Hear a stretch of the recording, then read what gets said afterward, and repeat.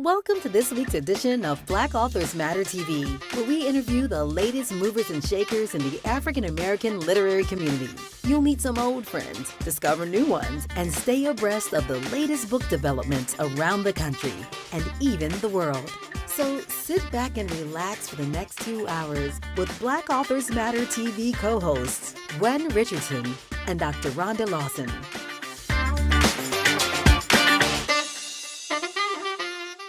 Good evening and welcome to the latest edition of Black Authors Matter TV. I'm Gwen Richardson, your host for tonight, along with my co-host, Dr. Rhonda Lawson, and I'm salty because I don't remember you telling me you were going to rock your Seahawks hat. I didn't. You know what?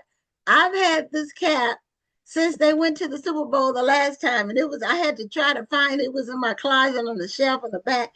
I had to pull it out because they're going back to the Super Bowl again. So anyway, I'm excited about my team, and for those who support the other team, may the best team win. Anyway, I am a couple of housekeeping notes. The 2026 edition of my book about debt-free college is available on Amazon in paperback and Kindle. If you want to, and this is especially for parents, if you want your children to be debt-free, then you need to make it a project of yours, because relying on the students to do it all is not conceivable with all that they have on their plate when they're getting an education. And plus, they don't really understand the importance of money and debt and how not having it is really a gift. It's a miracle. It's almost a miracle. So anyway, that's that for that book. The National Black Book Festival registrations have begun. We're already at 30% sold in terms of vendor space, and it's just now February.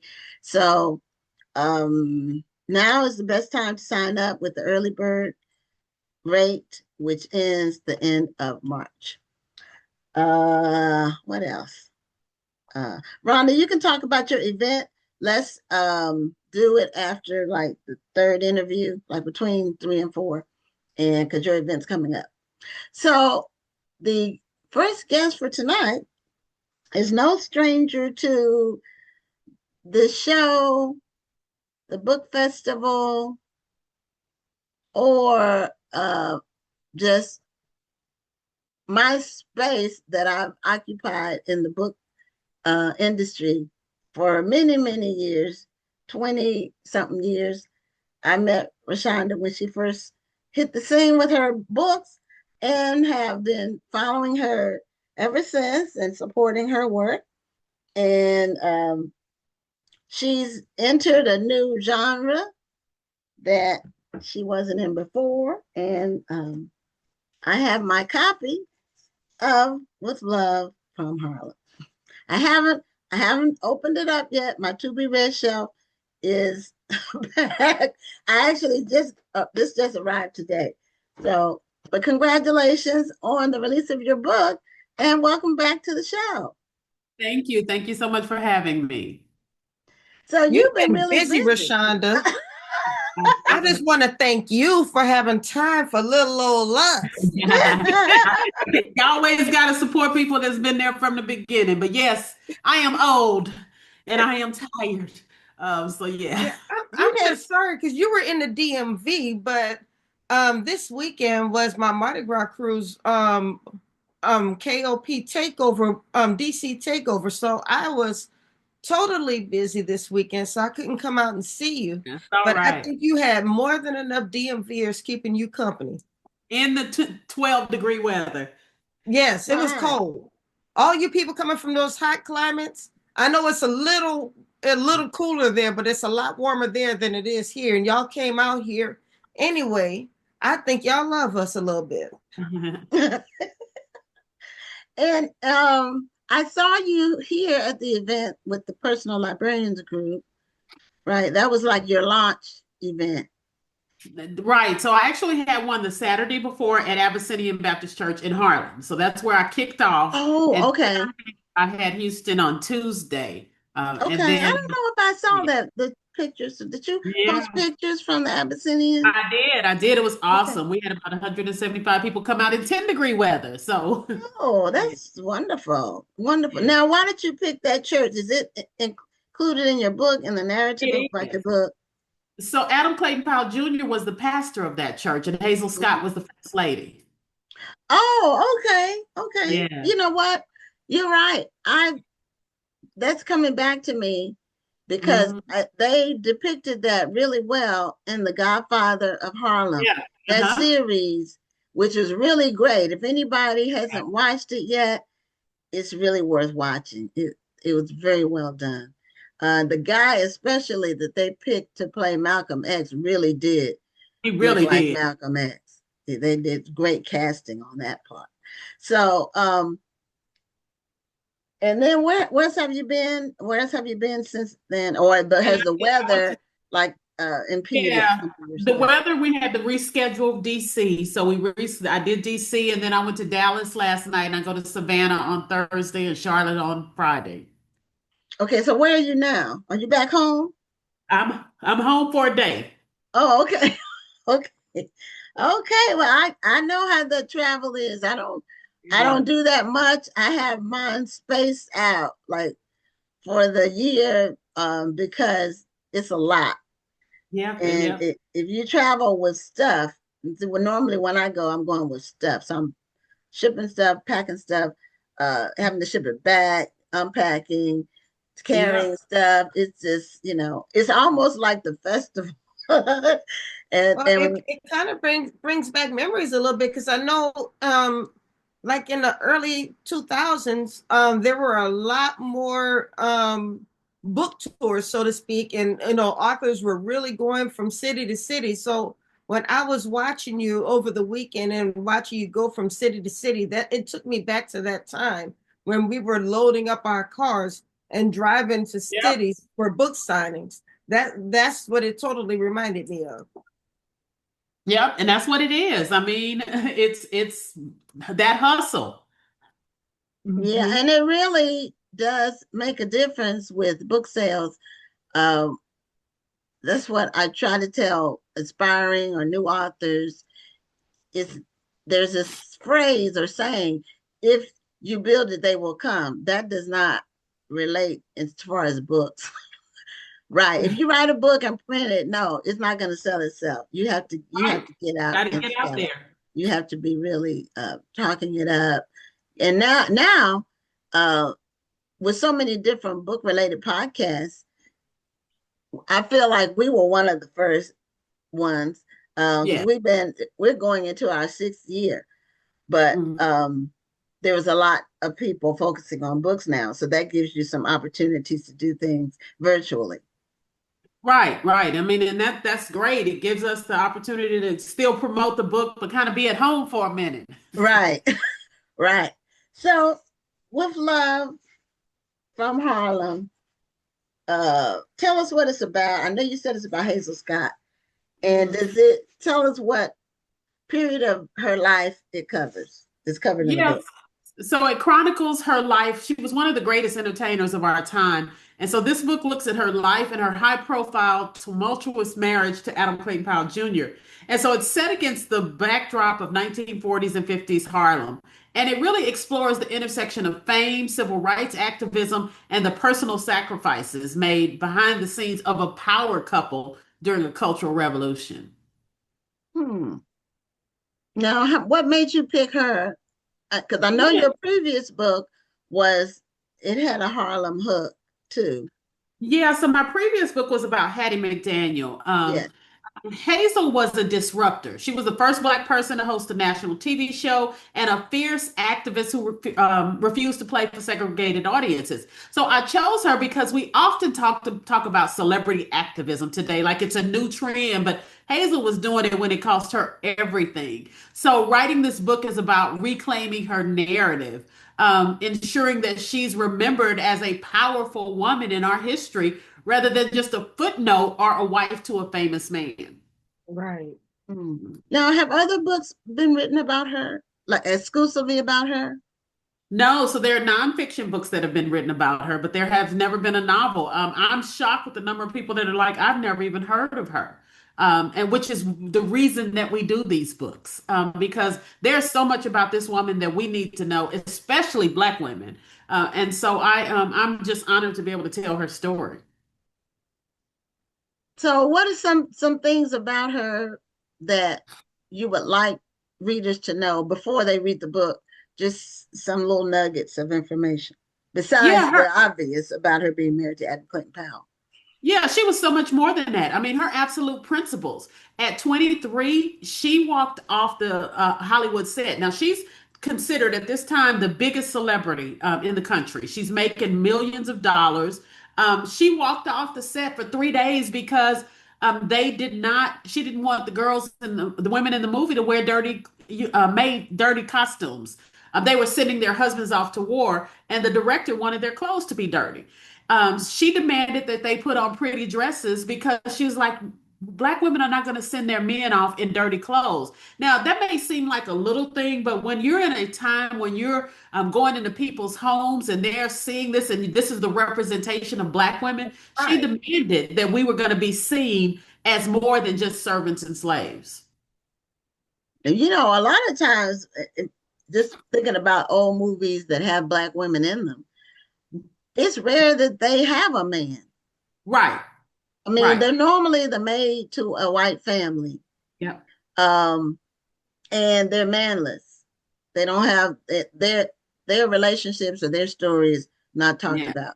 There are a few that are different, but most of the time those are all Black films.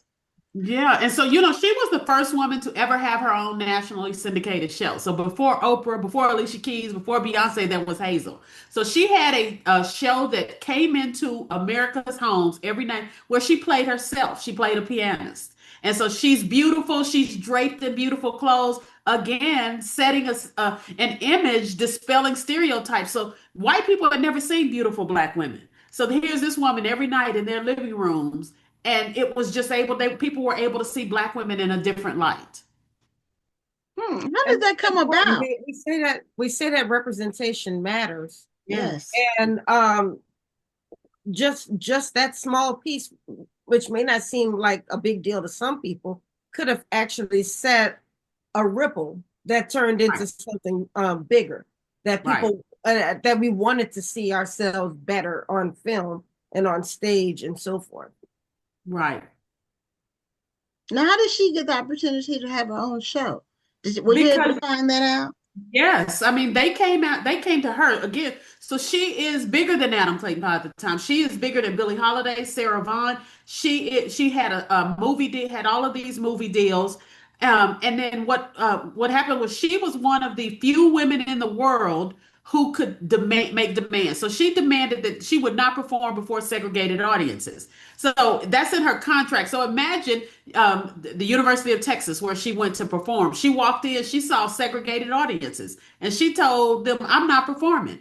And you got this Texan with his big cowboy hat. He's like, gal, I paid you some good money. Get out there and perform. And she wouldn't do it. She said, my contract says I only perform for integrated audiences.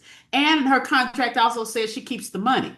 So they brought in the Texas Rangers to try and have her arrested. She got out of Texas with her money in tow because she said, I'm not performing. If you want to see me, then you need to allow my people to see me as well. And that was huge because nobody was making those kind of demands.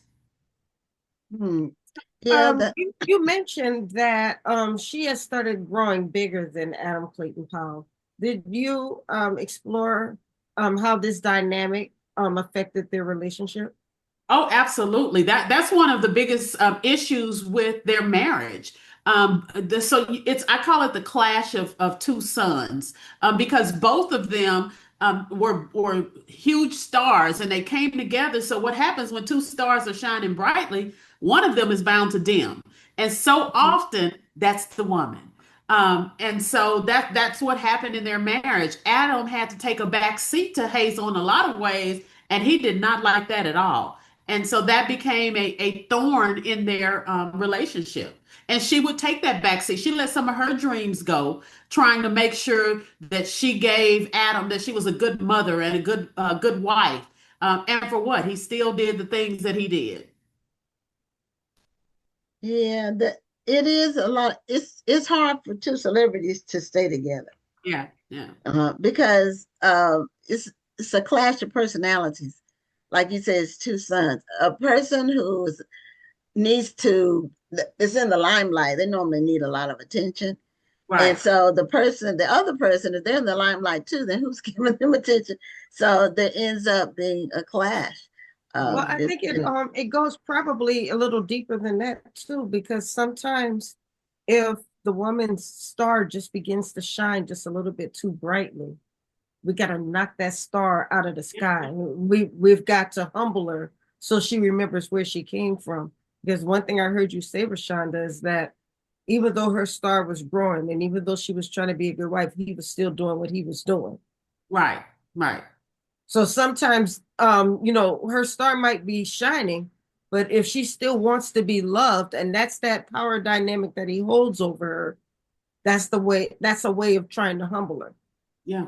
And he did. I mean, he met her in a nightclub, but all of a sudden when she became his wife, he no longer wanted her to work in the nightclub. And so she gave up so much of her dream to acquiesce to him. And he supported her when it enhanced their collective image. Right. But friction arose the moment her independence challenged his influence. I haven't read the history of the couple, so I don't know the answer. Did they stay together? No. So when Hazel first met him, he was married. In fact, he saw her performing in Cafe Society, the nightclub where he had brought his wife. They had come out for a night on the town, and he was intrigued with Hazel. And honestly, in the beginning, that bothered me. I didn't really like Hazel because, she became his mistress. She did not want to, but he was 6'4", handsome, powerful. He pursued her. And he pursued her until he got her. And they ended up getting married. And you know what happens when she became his wife? That meant the mistress spot was now open. So now he's out there doing exactly the same thing that he used to. And I also had to tell myself at the same time, Hazel was 22 years old at that time. And so, we all have done things at 22 that we have regrets for. She spent her life. She had big regrets about it. Hmm. Now, in terms of the information that you got about their relationship and her, and were you able to find it through newspapers, or how were you able to piece together her life? Oh yeah, so I've actually spent 3 years researching this. I read everything from her diaries, her unpublished autobiography. I read his Adam's autobiography. I read Adam's first wife's biography. Then newspapers, letters, a whole lot of letters that I read. But there are some supporting characters in the book. Billie Holiday plays a big role. James Baldwin, Miles Davis, Nina Simone. These are all her families. So they're all in the book. And I did research on each one of them as well. Oh, okay. So there are mentions of her. You kind of piece everything together, all the relationships and the threads and all. Was she born in Harlem? Did she die in Harlem? No, she was from Trinidad. And so she was, her mother was a musician, and they moved to Harlem when she was 2. And so she was Harlem. She loved Harlem, but she always claimed her Caribbean roots. And she absolutely loved Harlem. But she was a child prodigy. So she got accepted to Juilliard at the age of 8. Juilliard didn't have anything to do with an 8-year-old. So they ended up making sure that they got one of the instructors became her private tutor. She spoke 7 languages. So this woman was brilliant and powerful. Wow. Yeah. How long did she live to be an old person, or? Yeah, so she died in the 70s. Adam died earlier. She died in the 70s, and she actually was run out of America. She was deemed a communist, and she ended up moving to Paris. So she spent a long time in Paris, but she came back in the early 70s, and life had changed so differently. So she actually struggled to try to adapt to this new world when she moved back. But she ended up dying, like 72. It's amazing how many Black people were accused of being communists at that time. Yeah. Yeah, there was a big, like the communist scare after World War II. It's It was also like a interesting how communist many of under every them. rock. It's also Yeah. interesting how many of them went to Paris. Yes, I Yeah. was going to mention that too, Even the because United States Josephine was born Baker in Paris. went to France. Yes, and so she the whole second act of the book takes place in Paris because James Baldwin was there, Billie Holiday was there, so she had a whole community. And then she meets and gets involved with a very special person who when I found that out, I was like, oh my goodness, I'm super excited about that in Paris. So you have to read the book to find out who that Okay, yeah, is. you don't want to give away everything. So Yeah. how's the reception been for the book? Oh my gosh. It's my 54th book, but every time you write a book, you're like, this is the book people are going to hate. I am so blessed with this. It is just, I can't keep up with all the DMs. This is the first book I've ever had that had over 200 reviews before the release date. And people are talking about it. People are all up and down social media. So I'm excited about it. All of my book signings have had no less than 100 people. And so it's really refreshing to see people want to learn about Hazel Scott.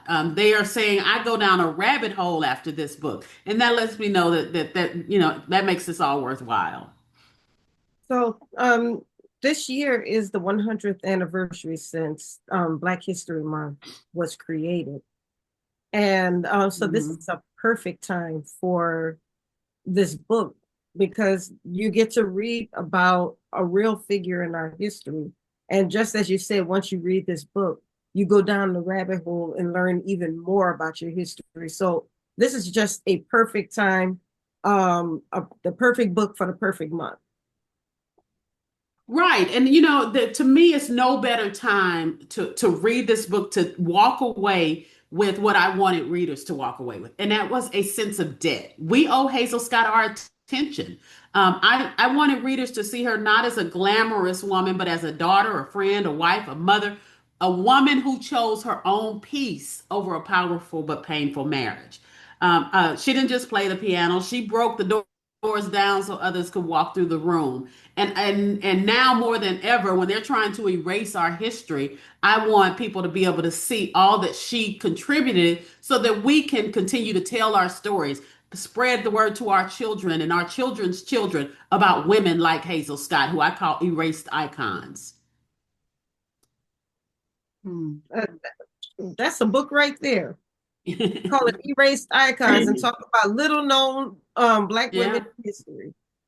Yeah, we're seeing a lot more. I would say in the last 5 years, a lot of books, historical fiction. Much of it centered around Black women, not all of it, but a lot of it centered around Black women who before really weren't getting the recognition. And it's good to see that happening now. Yes, yes. And that's what I mean, and we love it. It's reclaiming narratives. Those of us that write historical fiction, it is about reclaiming these stories. Now you're charting a new path for yourself in terms of the genre, and this is the second book. And do you plan to continue along these lines? Are you going to be switching back and forth between Christian fiction or mainstream fiction or women's fiction? And so what are you planning to do? I'm in the historical fiction lane. I'm here to stay as long as readers will have me because I'm a journalist by day, as you know. And this is the best of both worlds to me. So I'm able to merge the facts with the fiction by writing historical fiction. So I absolutely love this genre. And I am continuing to try and find these untold stories. So do you already have your next subject planned? I do. And it's actually not a particular person. It's about a time. So during Prohibition, I discovered in my research that Black women were a big part of bootlegging. Women in general built this network of making so much money from bootlegging because we were dismissed. The judges, the police, the authorities didn't think that women were smart enough. And so I found all of these stories and I'm in the midst of writing that book and I'm just so excited about it. That is going to be an interesting story because I will tell you that is one area that I don't think I've ever heard of Black women in. I'm not saying that they weren't. I've never heard of it. I would love to read that. Yeah, I mean, and it's so funny. There were so many that were arrested, and they valued them so little that oftentimes they didn't even make it into the newspapers. But what would happen is they would go in, and if a Black woman was arrested, a judge would throw it out and say, she's not running a bootlegging industry because she's not smart enough. And the Black woman would be like, you sure right, as they go on home. Yeah, there was an author that wrote a book called The Bootlegger's Daughter. Yeah. Yeah. I can't remember his name. It's a male. I read one by a woman recently, a white woman that wrote a book. Oh no, this was a Black man. It might not be daughter. It might be mother or sister or it was I can't recall his name right now. But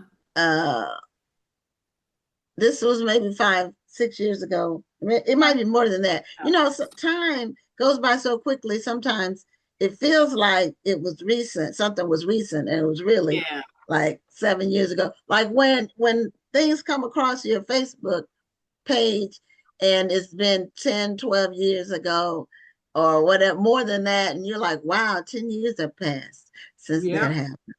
So the bootleg that would be interesting. So clearly you're going to have characters in there that that we can all relate to. But the prohibition, that's different. And that's, you know, it seems like when you start writing historical fiction, especially in this space that really hasn't been thoroughly researched and stories told, there's just so many different threads that you can pick up on because there's so much that hasn't been said. Yeah, you're right. There is a balance though, because as a researcher and a journalist, you know the danger of getting so much information, and then you have to start to wonder, okay, well, what do I put in? What do I leave out? Everything sounds good, and you want to include everything. So how do you balance what makes it into the story and what may just have to wait for another time? So in the beginning, it all goes in. And then you go through and you have to really just say what needs to be here. When I first finished the book, it was 130,000 words. And so my editor was like, we got to cut 30,000 words. I've never had a problem. I've never had an issue I'm giving too many words because I'm a broadcast journalism. So I write tight. So I'm usually struggling to fill out my word count. But with historical fiction, especially that first draft, it's so much information in there. And then I really just have to kind of tweak and see what moves the story along. That's interesting. Yeah. And that makes sense. Yeah. Just from a writing standpoint. So what challenges, because we're getting close, right? That was Rhonda's cue that we're getting close to the end. But what keeps you moving as you're writing these stories and just as a writer in general? Do you get writer's block? What keeps you? It doesn't sound like you get writer's block too much, but what keeps you searching for new topics, and what keeps you motivated to continue to write stories? Yeah, especially now, it's this, I love learning. And so I'm going through and I'm going down these rabbit holes and I'm learning information. In fact, that's one of my biggest challenges is that I'm doing too much research. A friend of mine was like, you need to stop researching the book and write the book because and just going down a rabbit hole. And so I really have to kind of rein it in, but I get joy out of learning myself and then having people tell me that they're learning as well. Well, I look forward to reading it. I really enjoyed Queen of Sugar Hill.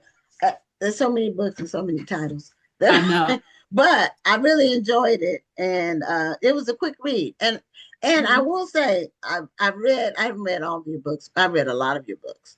I couldn't give you a number, but it's over 10. I know. It's never a slow read. So thank you for that. It's never a struggle. I want to make sure people are entertained, but I can't be bored, so I try not to write boring books. Okay, well, ReShonda, congratulations on your 50 plus. Which one is right? this? 54th, yeah. 54th book, and I'm sure it will continue to do well. All right. Okay, Thank you so take care. We'll see you It was soon. great to Oh, see and you. she's one of the featured authors this year at the book festival. So we'll see you in October. All right, sounds good. Bye-bye. Okay, take care. Okay, we're bringing now. We're having a thunderstorm right now. Uh-oh. So we had one earlier, and then it cleared up, and I thought it was gone, but it's thundering again. So hopefully, I won't lose Wi-Fi or whatever. But if that happens, it might melt some of this ice. we had some cold nights where it was really cold. In fact, they canceled church, not this past Sunday, but the Sunday before, because it was a sleet and ice forecast. We didn't get the sleet and ice. It hasn't snowed here in over a week. It's just a bunch of ice. We have ice blocks everywhere. If I showed you outside my house right now, it's gonna look like it snowed last night. Oh. Well, now it warmed up. It was 70 degrees today, and we're having a thunderstorm. Weather is so crazy. Eat you, Gwen. So anyway, if it does drop, you're a co-host. So you continue on, and I'll get back when I can. And I'll keep the Seahawks going. Yeah, I see you got your shirt too. So this is exciting. You weren't gonna be the only one representing now. Okay, I get it. And it's been a long time coming back around. It's a whole new team. Like all the people. The coach is gone. Everybody's gone that was with the other team. So anyway, our next guest is, and I always forget if it's Elle or Ellie, right? But Elle, okay. You've been on the show before once, and we're having you back again because you have a new book out called The X Dilemma. EX yes. Dilemma. Yes. And so welcome back, because it's been a couple of years at least since you were on. Yes. And welcome back to Black Authors Matter TV. Hi, thanks for having me. Thank you for being here. And do you have a copy of your book with you? No. No? I was about to say, of course she does. No, I know. I have a day job and I'm an accountant. And so I just got off work. So I'm sorry. Oh, okay. Because we like to show the cover to the audience so they can know what book they're getting. Do you have it handy? That's okay. I'm going to put the link in the chat. If y'all want to see the book, click this link in the chat. I have it on my phone. Bachelor Life series. Or if you can share the screen. Okay, that'll work. That works. Okay. So that's some binoculars. Yes. Okay. So that seems like it's almost like stalking or somebody spying on somebody. And yeah. Okay. All right. So that's a big theme. You've done a lot of writing. Yes. And you've done writing with other people. I think you were you part of that Juneteenth project? Yes, I was. Yes. Okay. Well, you were writing a book. It was a book that came out every day in June. One year. It wasn't last year. I think it was the year before last. 2023. I think 2023. Was it 2023? Was it that long ago? This show, when you start to get into the years, oh yeah, to blur. I thought it was like 2 years ago, but that's more like 2.5, I guess. Yeah. But anyway, you were on with that, and then but you have other books as well. So yes. Let us know about how many books you have, like by yourself or with other people. Which are novellas? Which ones are novellas, and which ones are full novels? As Elle Wright, I've published 35 books. Oh, congratulations! Thank you. I write edgy contemporary romance. My characters are flawed. I write rom-coms, like raunchy rom-coms and angsty drama. And I have several series, the Edge of Scandal series, Wellspring, Pure Talent, and now Bachelor Life. Also, I have a self-published series too, Young in Love. I've written several collaborations with I've written in several multi-author collaborations, such as the Bays of Juneteenth, Bays of Christmas. We recently did Fairy Bay Reimagined, which are fairy tale reimaginings that released last year. I also write with Sherelle Green, Cheryl Lister, and Angela Seals on the Once Upon a series. So back in 2024, we did Once Upon a Murder. It started with Once Upon a Bridesmaid, and then it went Once Upon a Baby. Then we did Once Upon a Funeral, and our last one was Once Upon a Murder. That sounds like a fun project. Yeah. Yeah, now it was fun. Comes up with all these different projects? Is it one person that's like the brainchild, or is it a group of you all, and then individually you all have ideas and then you all collaborate?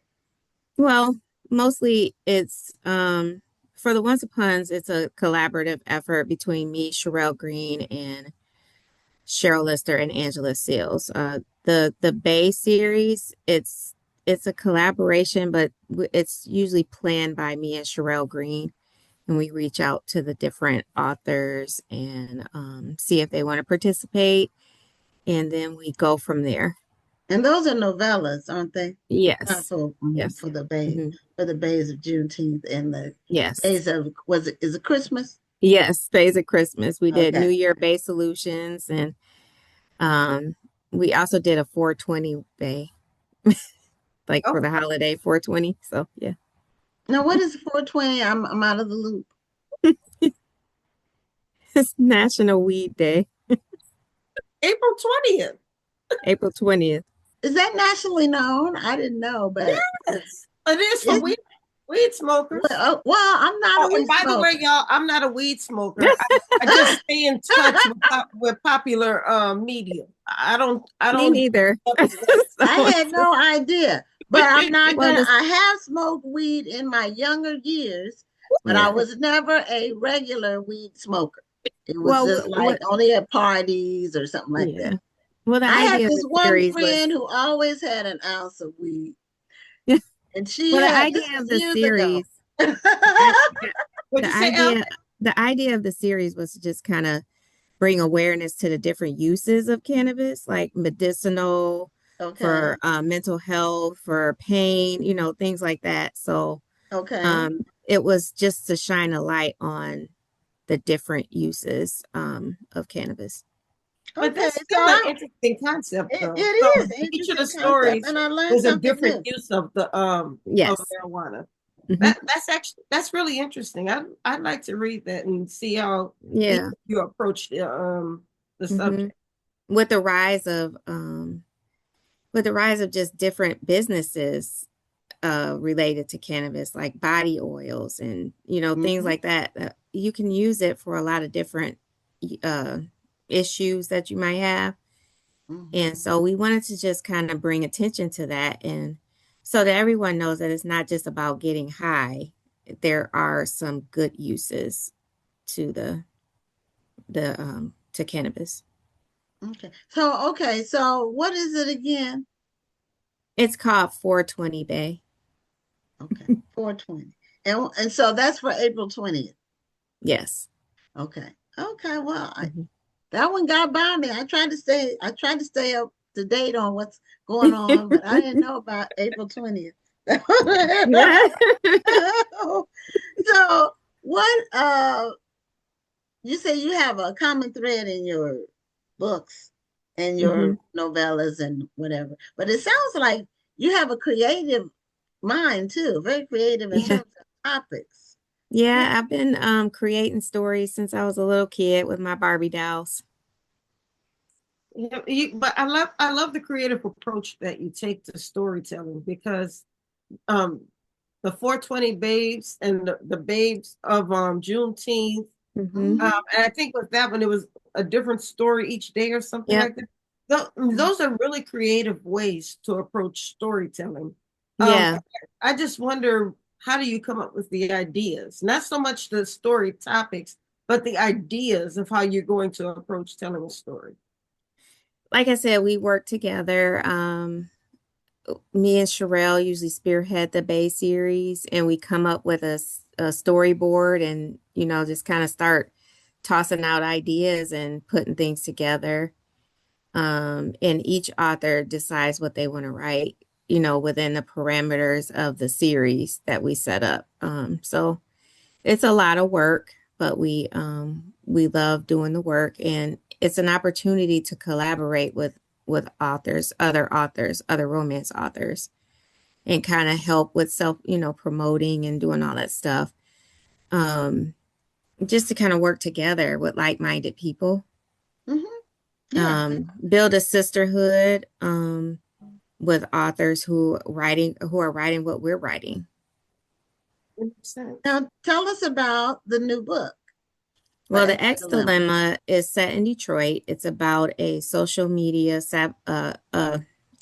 he's a playboy, and he's getting in trouble, not just with his family, but there's this mysterious social media saboteur who's dragging him all through the internet. She's posting all his shenanigans on Instagram, on TikTok, on all these social media platforms. And so he's getting exposed for his I want to say like his faults. I'll just put it like that. He's getting exposed for his faults. And eventually it begins to impact his career. So he works for the family company Bachelor Corporation, and the publicity is start to impact his career. And his grandmother, she tells him he needs to get it together or he's fired. Oh. And to help him, she hires a PI to help him find out who this Miss T is. And the PI just happens to be his ex-girlfriend that he did dirty like 16 years before. So layers on top of layers. Come on. Yeah. Yeah. On top of that, grandma also tells all of her grandkids that they need to marry or lose their inheritance. And she doesn't want it to be done when she's dead. She wants to be able to see these people get married in order to get their inheritance. So that's like Queen Charlotte. Yeah, kind of like an old school, like forced, marriage of not really marriage of convenience, because Granny wants them to find love, and she's just tired of seeing them just wasting their lives partying and doing all this stuff and not really trying to settle down, because she had a happy marriage and she wants the best for her grandkids. She's already decided that her children are just they're lost cause. They're lost cause. So she wants her grandkids to live a life of love, like have a life filled with love. Okay.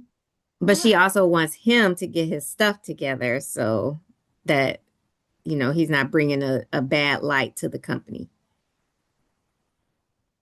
Now, is this from any kind of, was this a completely made up story? Or, yes. Okay. Yeah, this is not a modern version of Queen Charlotte. No. Or didn't happen to someone you know. But with so much social media was already hectic and just gossipy. And we know one false move can just ruin your whole life. So yes. Yeah. And people make money on your false move. Yes. People monetize your downfall, your demise. I think which is exactly what is happening. Worse. It's not the mistake. It's all of the people who want to do think pieces and commentate.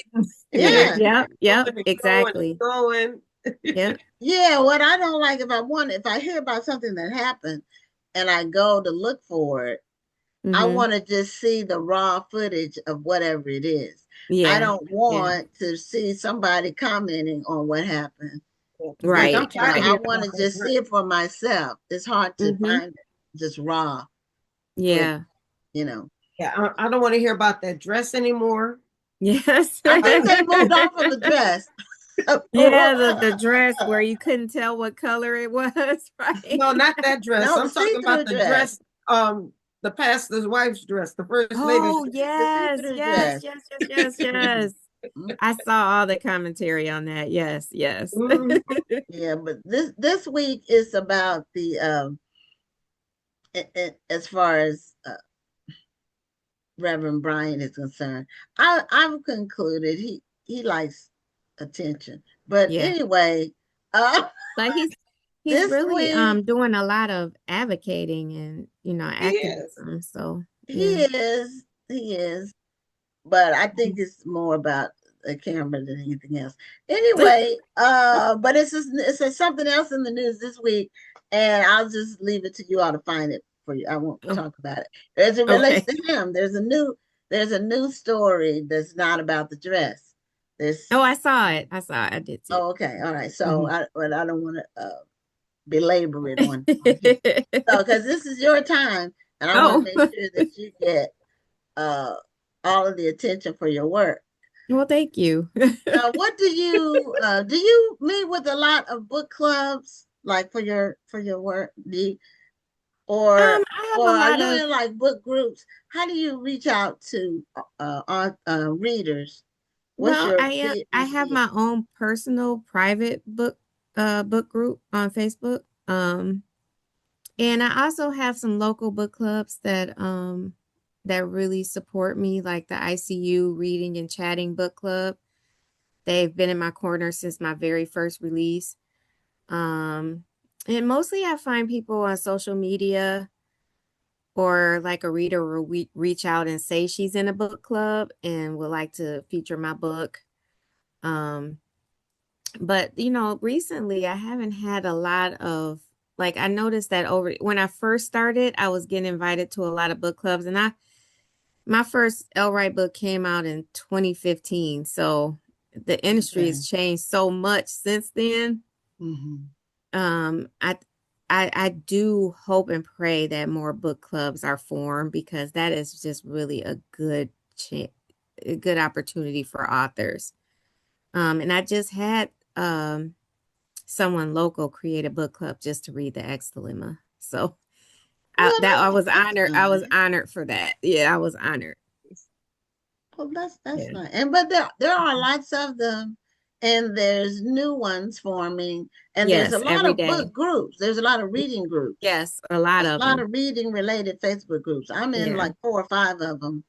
Yeah, I mean, I'm in them, but I rarely post because my day job is kind of demanding. So I like to see what people are reading, and they talk about what they're reading, and then sometimes it may not be positive. They'll say, that book, it was a DNF for me.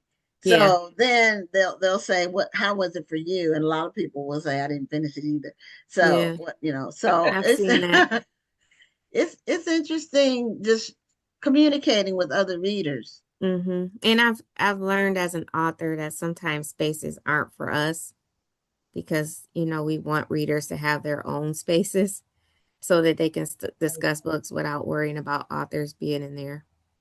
Yeah. I think it does hurt a lot. It could cause a lot of discourse between readers and authors. So there have been times where I just choose not to join a group, because sometimes readers need a chance to just discuss things without writers being there. Yeah. I mean, because I belong to some book clubs on Facebook that are purely readers. They're not looking to be sold to. They just want to discuss. Yeah. They just want to discuss books. Yeah. I like to read the discussion about certain books, and it helps me to it really kind of helps me to plan what I'm going to write. Yeah. Because I find out that sometimes the most popular book is not always the best book to them. Mhm. I mean, Mhm. I've heard them say, well, I admit I really didn't like such and such a book. I know it was popular, but don't come for me. But I Yeah. really didn't like it. And people were like, well, me too. And Yeah. then Yeah, there's a yeah. real Then discussion as it's to why they didn't like that book. And it's Mhm. not based on popularity. And I Right. like those types of discussions. Me too. Me too. I enjoy them. yeah, a lot of books that are hyped are not necessarily well written or good. Well, Good sometimes it's stories. not about being well written, because I think the everybody book that is, I was thinking of, it was well written. It's yeah. just that they didn't particularly like that story.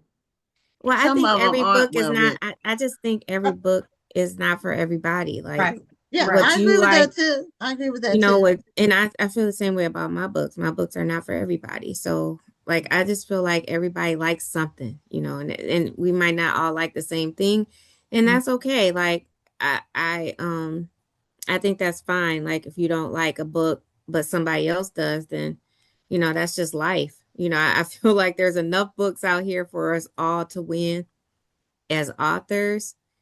There should, we don't need to be competitive. Like there's just enough readers and enough books, that we can find something that we like. And I'm in two book clubs, and sometimes, you know, the ratings will vary widely, Yeah. about the same book. Hmm. So sometimes we'll Yeah. all like it. Hmm. Sometimes half of us will like it Yeah. and the other half don't. It just depends.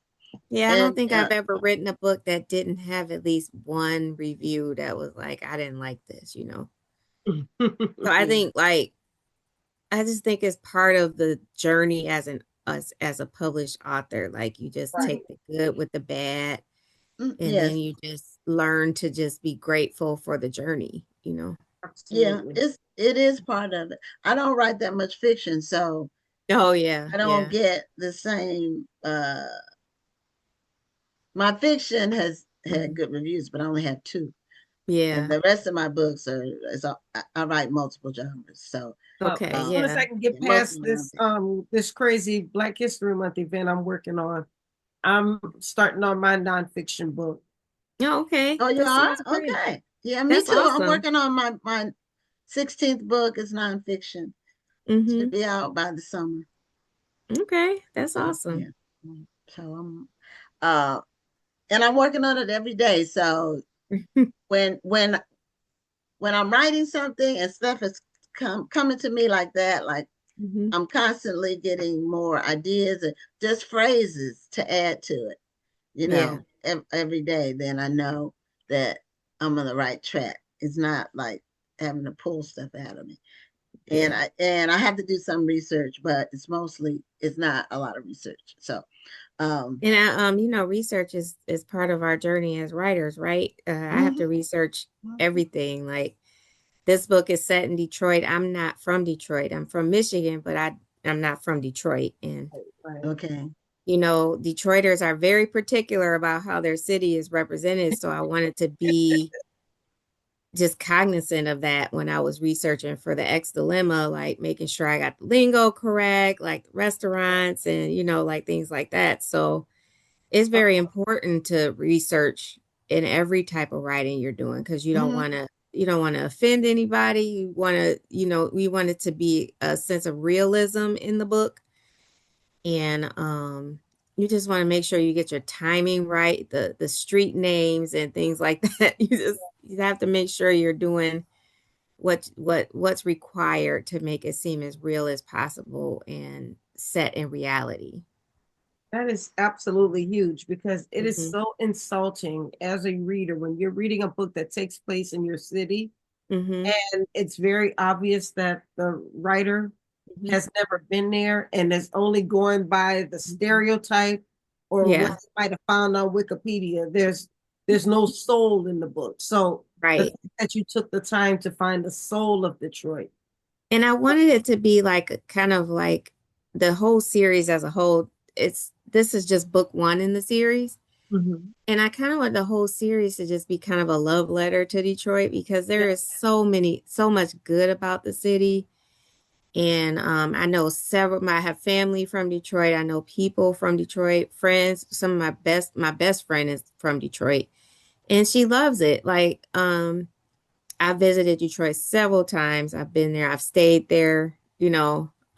So I just want people to know that Detroit is a phenomenal city, and they should come visit. Like, there's different places to visit in Detroit, and I think it's important to kind of shine a light on those good things. Right. So that the media and like the written word is just not focused on bad stuff all the time, you know. And I feel the same way about Black characters, Black romance, just kind of showing that we do love, we do live, we do hurt, we do cry, we have all the emotions that everyone else does, and you know, we go through life just like everybody else. Now, you mentioned in your information that you sent that you like to watch old rom-coms. So what are some of your favorites? I like My Best Friend's Wedding. I like While You Were Sleeping. Okay, that's a cute one. Yeah, I've seen that some of one the multiple times. oh yeah. It's complicated. I really love It's Complicated with yeah, that was with me and my mom's favorite movie to watch together. I just really enjoy like Roxanne, like the old 80s rom-coms like Roxanne, You Got Mail and things like that. I love rom-coms. Okay. And then you also said you like to solve crimes on it. Oh yeah. That's my Investigative. yeah. You like crime, true crime. I love true crime. Okay. See, I don't like true crime. Really? I like a movie or series that's written, scripted, dramatic about crime. But I don't watch true crime. I like true my crime sister because when I loves finish watching that movie, I go on the internet and see what really happened. It makes Yeah. how I people do talk about too. going down that rabbit hole. That's what I like to do. I love it. I love it. I love a good thriller. I love it. I especially love it if I can track stuff down like it's real, like it's a documentary or it's a movie based on real life. So I could actually go look at the real life cases and things. I love that. I love it. Yeah, my sister loves that. One of my friends, my hair stylist, loves that. And sometimes when I go, she'll be watching one of those where I forgot what it's called, but it's where you committed a crime with somebody. Love made you do it. It's not the name of it, but you love this dude. Oh, and For Your Love. talked you into doing some crime. Yeah. And that's crazy. I'm like, what? Yeah. And a lot of times it's like murder or robbery. Yeah, it is. It's something you can really go to prison for the rest of your life. I watch that show. Like it's on TV One. Yeah. I watch it. I had to stop watching that one though. Yeah. It got a little too crazy. I'm like, oh my goodness. I'm like, somehow one episode when I was Right. sitting in my hairstylist chair, I saw one episode of it. Which I didn't have any choice because it was right in front of me and I couldn't move.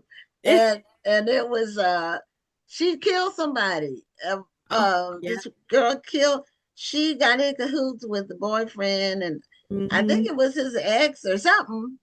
Oh yeah, that happens a lot in that show. He convinced her to kill.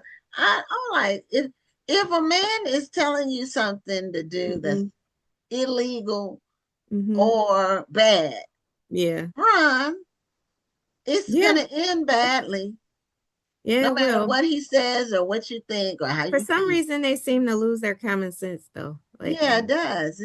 If they ever had it in the first place. They say love is blind, but my God. It's not that blind. Not that blind. And we've all done stupid stuff.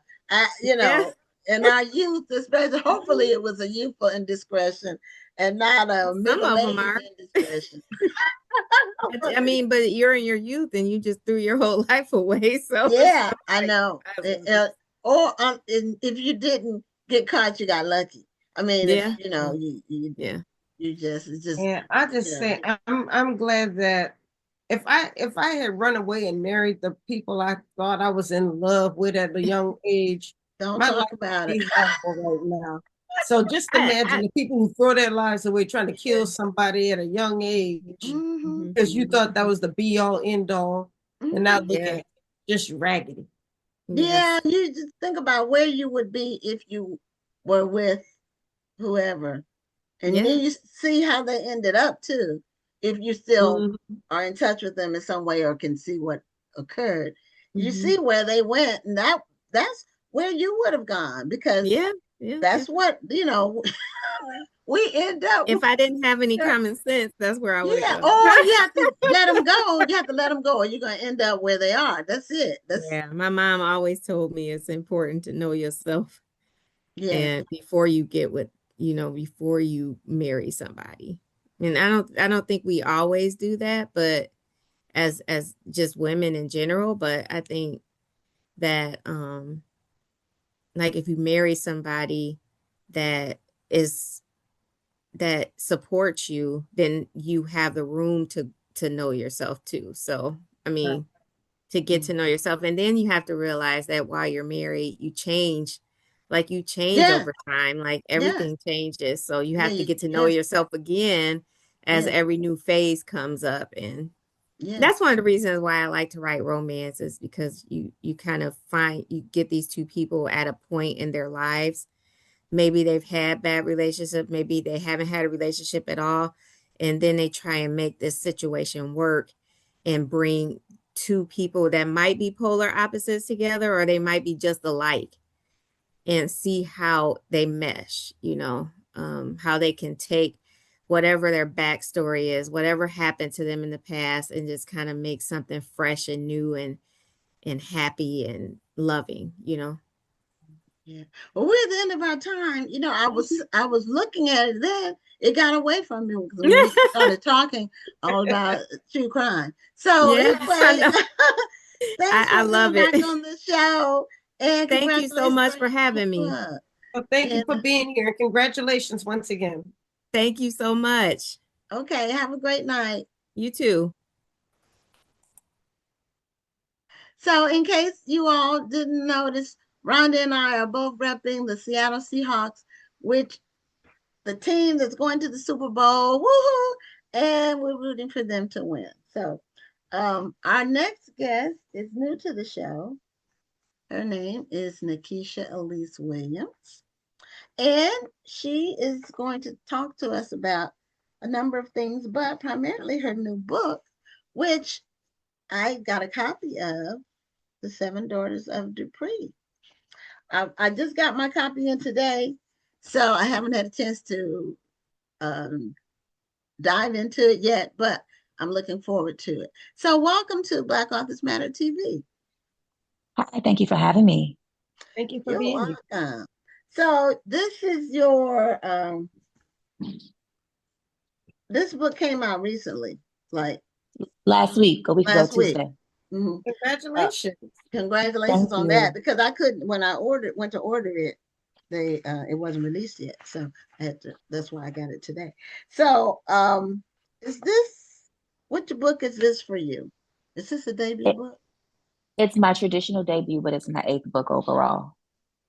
Okay, all right. So, your first traditionally published book, and what intrigued me about it when I was reading about the synopsis and the information before, because we get information about the books that are coming out, dozens each month come out.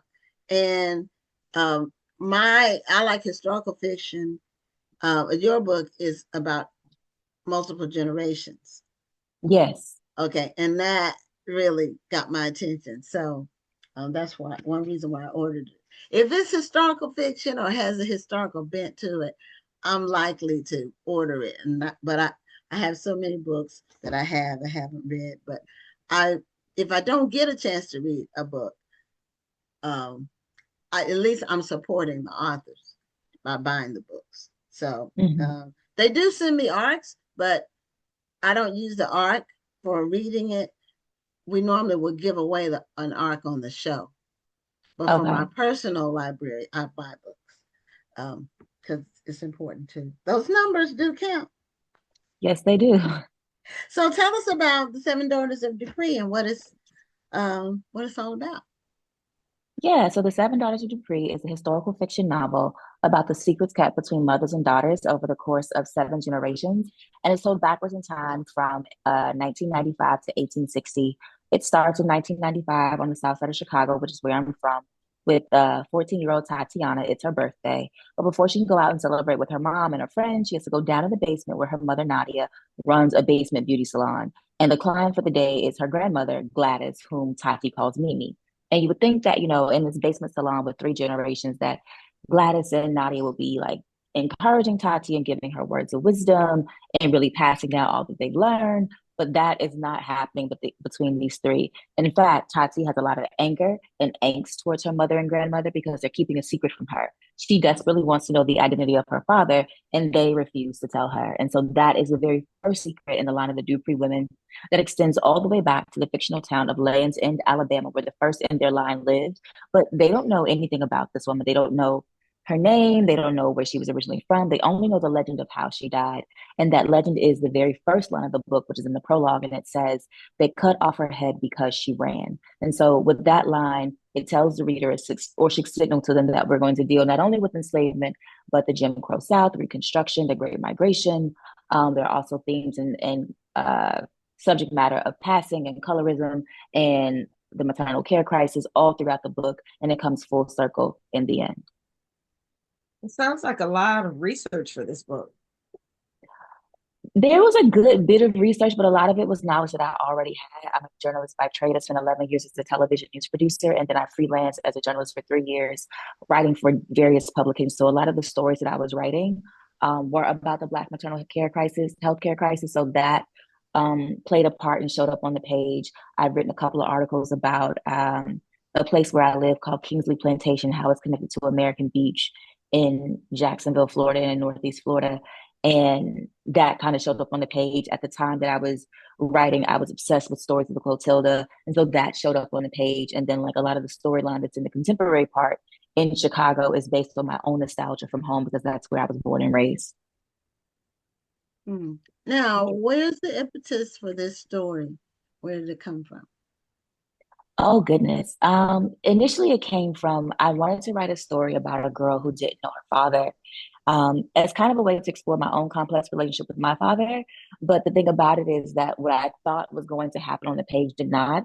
I thought that my main character, Tatiana, would have anger for her father, but I realized that if he's not there, she can romanticize and idealize that relationship and save the anger for the people who are around her, the ones who she feels are keeping a secret from her. So it started with just Tatiana. And then I realized when I started writing from her point of view, a 14-year-old girl was only going to take me but so far. And then I included her mother's point of view in the very first draft. And then I brought it to a resolution in the end. But the story really blew wide open into this like generational epic. Maybe a few months after I finished that first draft, when I was listening to a friend of mine, another writer friend on a podcast, talking about writing your best first line. And so then I asked myself that question, well, what would my best first line be? And it really descended on me. They cut off her head because she ran. And I knew in an instant with that line, what I was going to deal with, how far back I was going to go, what the ending was going to be. And then I just kind of had to fill in the blanks between Tatiana, Nadia, and Gladys, and the other women to get to that enslaved ancestor. So, unless I heard wrong, this isn't exactly a chronological story. It's not, no. Okay, that's what I thought. It goes back and forth. It seems like this seems like your character is just experiencing these different women, like maybe through conversation or through relationships. No, I mean it's not a linear story, but when you are in a specific time period, you are definitely in that character's point of view and seeing it from their perspective.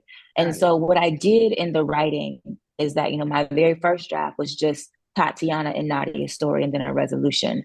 And then when I got the expanded storyline, I had to start with Tachi's grandmother, Gladys. And so then I literally wrote each character section backwards in like different documents. So then I would write Gladys, and then the next mother was Ruby, and then the next one was Jubilee, and then the next one was Emma, and then the final one was the enslaved ancestor. And after I had written all of those separate pieces, I then started an entirely new document, opened all of those different pieces, including the original first draft, and really like braided them together. And so the reason the structure isn't linear is because in Black history, and especially with people, with Black Americans now trying to, find their roots and do genealogy and submit their DNA to these different websites, you find pieces and parts of your history and your lineage, but it's not all together from the top to the bottom, from beginning to end. There are gaps sometimes in the information. And so I wanted to show that in the structure of the novel, but then also in the structure of the novel, I wanted to find the parallels between the women. Where did they have similarities that extended beyond space and beyond time? Like, Tatiana's experience on her birthday is contrasted with Emma's experience on her birthday. Nadia falling in love with the man that she shouldn't have is contrasted with Jubilee falling in love with the man that she shouldn't have. Ruby learning how to braid her hair for the first time is paralleled with Nadia learning how to do her hair for the first time. And so every woman is woven together based upon their experiences and what they were going through in their lives, and how those different experiences or secrets or turning points or decision points or the choices that they've made have rippled because they've kept so much of themselves secret and sequestered from their other family members. Now, is this kind of related to, have you explored your own genealogy to go back and find your ancestor that, as far back as you can go? I have not. My mother has. So my mother has done our family tree back 7 generations, I believe, on her mother's side, and maybe 4 generations on her father's side. So I know the information exists. I know she has it. I know her stopping points. And she was kind of an inspiration for how the book is structured, because I've watched her do this research and go to different archives in different places and searching for all of the information that she can find. And I've seen where she's had gaps and where she's had to stop because some records no longer exist, or because you were no longer looking for census records or birth certificates, but we're looking for property records, and those don't exist or should manifest, and those don't exist anymore. On my mother's side, we can go back 7 generations from my daughter. Mm-hmm. My mother's family kept good records, and we can go as far back as the last slave. So we can't go beyond that woman's parentage. We don't know what her parentage was. But the number 7, somehow the generations, because that was around the period right before slavery was outlawed. And I guess a lot of people can go back that far. And then some people are lucky and they get to go further with actual names, not just the DNA part where what part of Africa you came from. So it's about getting to know yourself too. Like you said, it's deeper than knowing what part of Africa, but just knowing why you are the way you are, or why you feel the way you feel, why you're attracted to certain things, or just your whole mindset. You learn that because you finally get to sit at the ancestors' feet and learn from them. And so that's what the characters are eventually doing in the novel. Right. So what have you been doing publicity wise? Like, what are some of the things you've been doing to promote the book? I'm technically on tour. So the ice storm last week kind of rearranged my tour. I was supposed to do all my stops last week before in time with the publication, but I ended up doing the launch was January 24th, and where I live in Jacksonville, Florida. And then I did a virtual event for Mahogany Books. I was supposed to be in DC in person on Wednesday the 28th.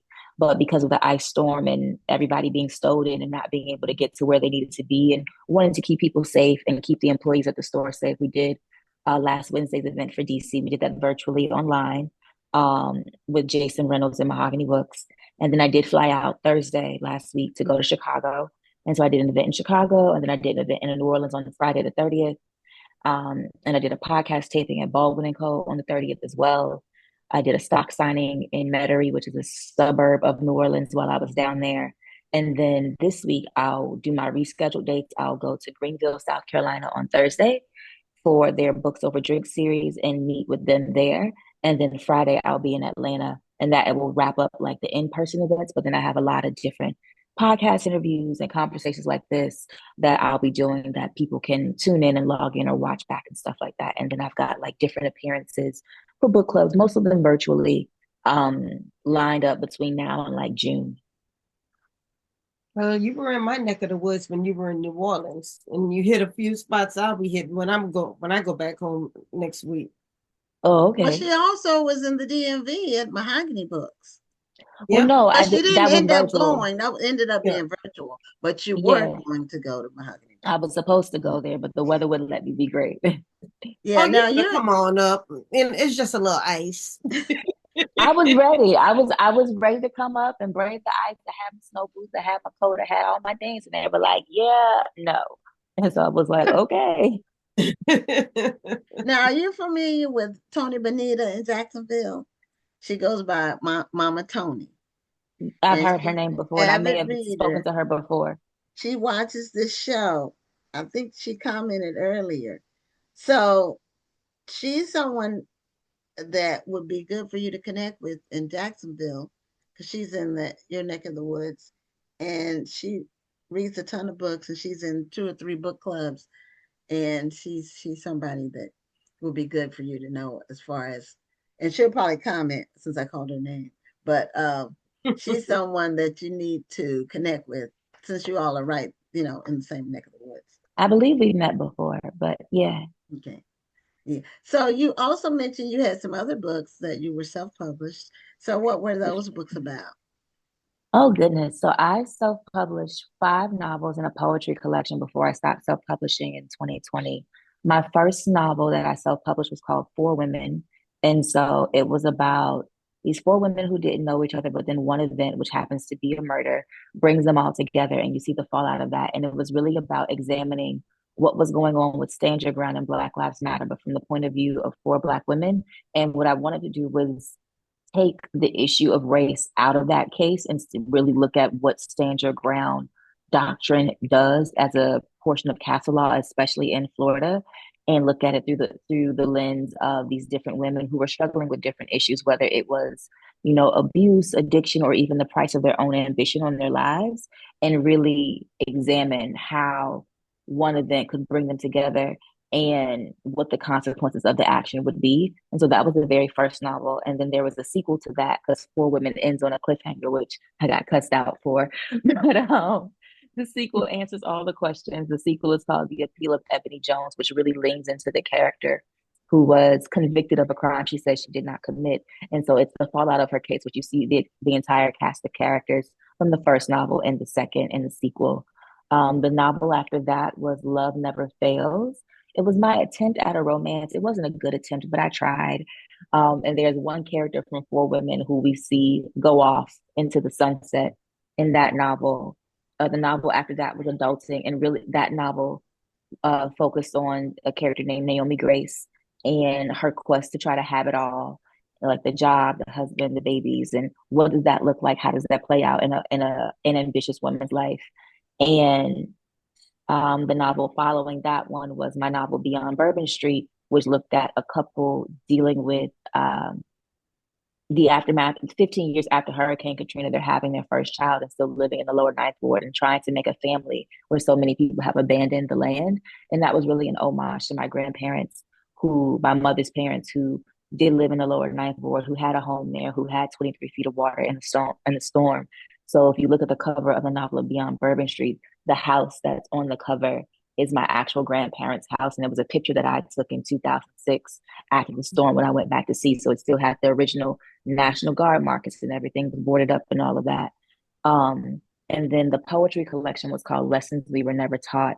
And it was just really, it was like prose poems examining Black womanhood from girlhood on up through adulthood. And it included 20 poems. And I did that book as a one-woman show And so those are my self-published works. And then I had one book come out in 2022 that came out with a small press, with the university press, with LSU Press. And that book was called Mardi Gras Indians. It was in the LSU Press's Louisiana True series. It was all about the Black masculine Indians of New Orleans, their tradition, how it's been maintained, how it survives, and how it's evolved. Well, you talked all about Rhonda can give you some real feedback because you all over her hometown. No, I'm just wondering, you actually have family in New Orleans. Yes. Both of my parents are from there. And Okay. then I still have aunts and cousins who live there.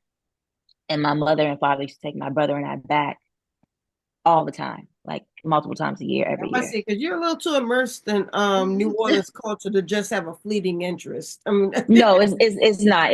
I have family there. It's like a second home to me. Okay, that's beautiful. Yeah, I grew up in New Orleans. I no longer live in New Orleans, but I'll be back there next week for my Black History Month literary weekend. So whenever I hear New Orleans, my ears always pop up, and I always want to make sure that they're talking about real New Orleans and not just that fleeting interest or all of the tourist spots, but you actually had a real interest. Yeah, no, I don't. When I go, I can't be a tourist. Like I don't hang out there. Like the places that I know are not popular spots. Like I said, my grandmother lived in the Lower Ninth Ward off Claiborne Avenue. So where I'm at are not generally where tourists are unless they're like on a bike tour of the Katrina damage. Exactly. Now I'm from the Lower Ninth Ward as well. I lived on Caffin Avenue. Okay, so you're not too far away. And then I had an auntie who lived on Flood. Mm-hmm. Yeah, and when I went to New Orleans, it was 2004 when we went in July when Rhonda and I went. I wanted authentic New Orleans food. So she sent me to some really good places. And I could tell one of them was a place that natives probably knew better than it wasn't as touristy. But the food was excellent. So in fact, what I ordered, I had to sit at the bar, and there were some other people there that were from out of town, and I ordered some prawns, the very large shrimp that were just like humongous. And the man that was sitting next to me when my order came, he was looking at my shrimp and saying, "I should have ordered that." It was really good. I can't remember the name of the place, Rhonda. It was the second place you told me. It wasn't the place that had the char grilled oysters. I know I told you Draco's, but I'm trying to remember the other place I told you to go. Yeah, that was Draco's, wasn't it? With the char grilled oysters. Okay, but the other place, it's like in the neighborhood. Well, I don't remember the name, but anyway, it was good. Authentic New Orleans food is really, really special. So, no, you go ahead. Well, I was going to ask her about her journalism career and how it informs your fiction writing. Yeah. So I think for me, a lot of books start with unanswered questions from journalism, and so, like for example, my first self-published novel, For Women, I was writing that at the time. It was maybe a year after Trayvon Martin was killed by George Zimmerman. And I remember working the case from the newsroom as a producer, building the shows, writing all about it, working the night that the verdict came in, seeing all the protests, pulling footage and all of that stuff. And then like maybe it was like 10 months after Trayvon was killed, another young man was killed, Jordan Davis, here in Jacksonville over the loud music. And so my question, the unanswered question that I had, because this was before we had the names of like Sandra Bland or Tatiana or Rakia Boyd or Renisha McBride or Breonna Taylor, was like, if it's happening to Black men, I know it's happening to Black women, and we're not talking about it. The names aren't being said. The protests aren't as loud. We don't know the stories. And so that became the unanswered question that I wanted to see play out in fiction. And that's what started it. Same thing for Beyond Bourbon Street. My question was, how do you make a life here? How do you bring new life into this area that people have pretty much abandoned, have turned their backs on, the government included? And so with most of my work as a novelist stems from whatever question that I have. So, like, you think about the seven daughters of Dupree and how the role of birth and birthing and maternal care plays a role throughout this family line. It came from my question that started in the pandemic, with it, which was, we're in a global pandemic. How are Black women giving birth? How are they safe? How are they healthy? And we saw during the pandemic the disparity rise to 4 times the rate of white women, of Black women dying in maternal in Yeah. birthing situations. And now that number's back down to 3. And so, like, it always starts with an unanswered question, and then I take it to the page and I let it expand from there, and I can play with it a little bit more. Well, that's really incredible work that you've done. And as I said, I have my copy of The Seven Daughters of Dupree that I plan on diving into very soon. So thank you so much for being a guest on Black Authors Matter TV, Nikesha. And the book is available wherever books are sold. And we wish you continued success with all your writing. Thank you so much. Thank you for having me.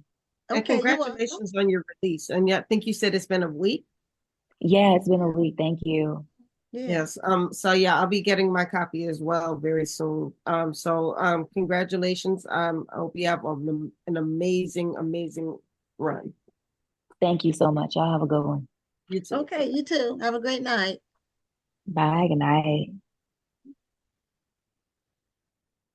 Okay, well, we have a little bit of time in between the interviews, so I wanted to allow Rhonda some time because her event is coming up very soon. And I wanted to also tell you I'll be shipping you the books for the students.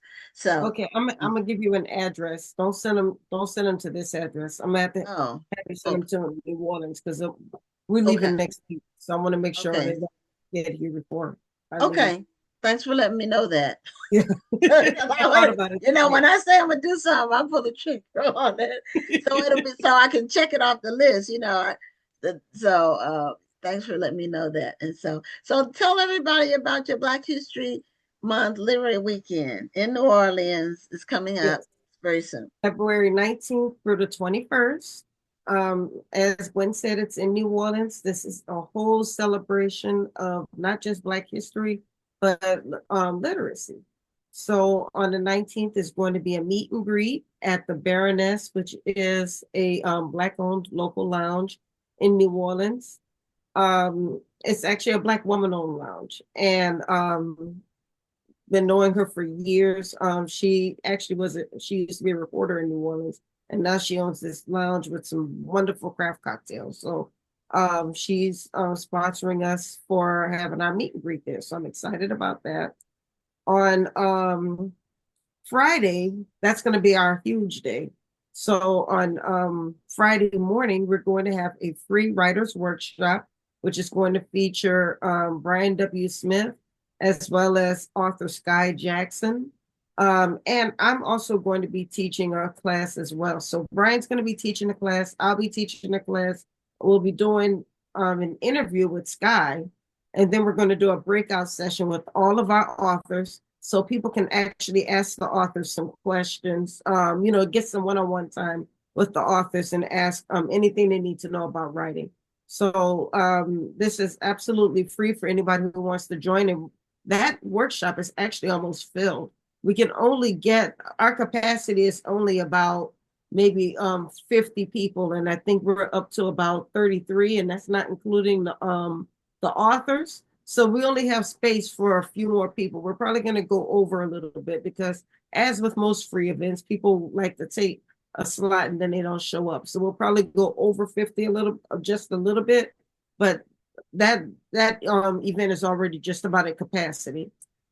So that's happening then. And then we're going over to Barnes and Noble in Metairie, Louisiana. Yes, Jonathan Jackson. You are in New Orleans. You have to come to this event. I will message you all of the details after this.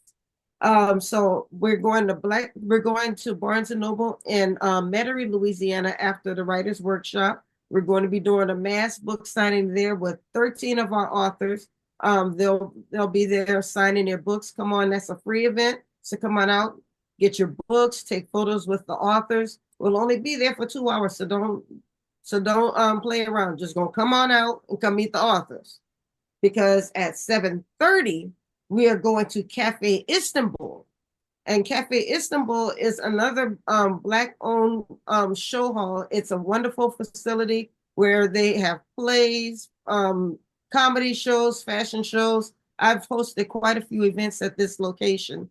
And we are going to be doing a comedy show. So the authors, or excuse me, the comedians from the Greek comedy tour will be there.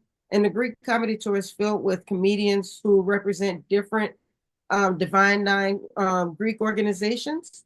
So it'll be hosted by Christopher Columbus, who actually hosted my event when it was here in DC last year.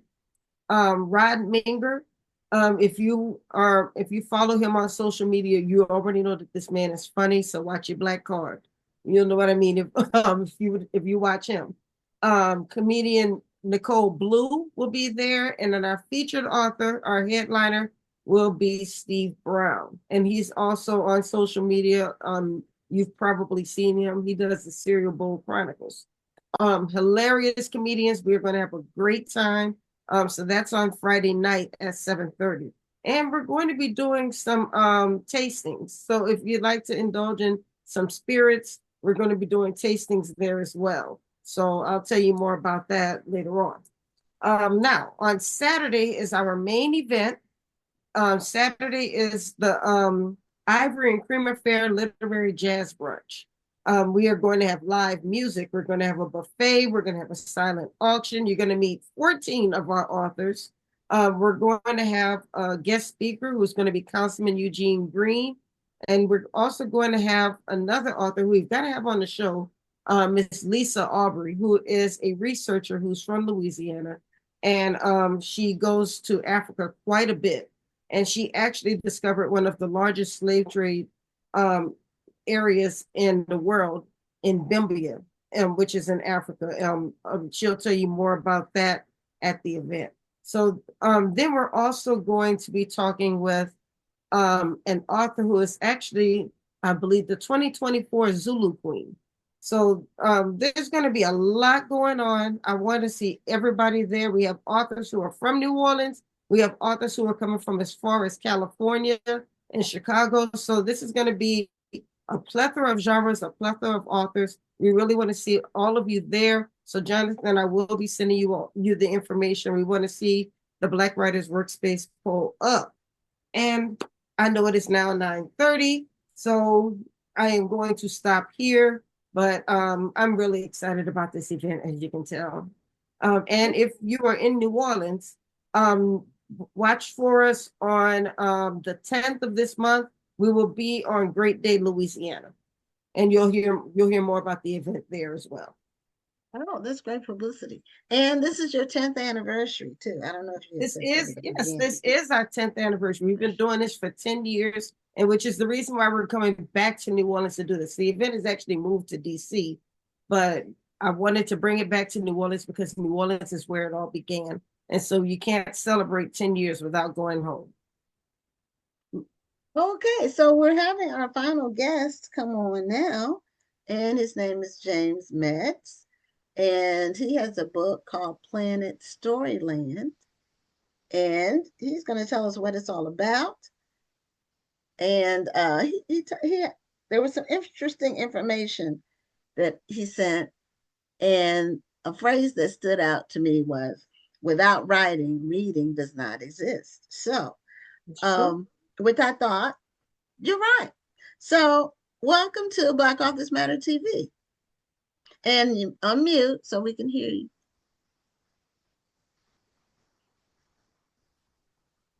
Well, thank you very much. I'm glad to be here.